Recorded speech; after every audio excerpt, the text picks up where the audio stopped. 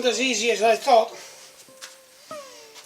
because I put the gate in and it looked really nice, but I couldn't open it because our step goes down so much, and of course it has to, because when it rains the water should come out.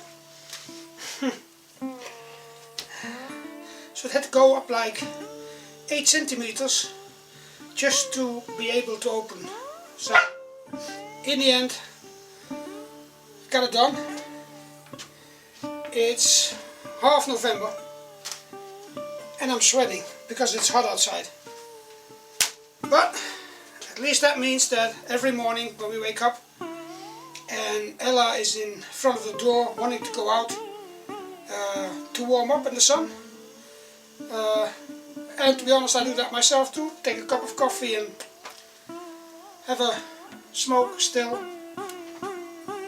And now I can actually close the fence, close the gate, so it stays firm and it doesn't blow over when it's windy, because we just had that old piece of, well, shutter thing in front of it. But now it actually works, so happy with that. That's it for this week. I'm gonna clean up the mess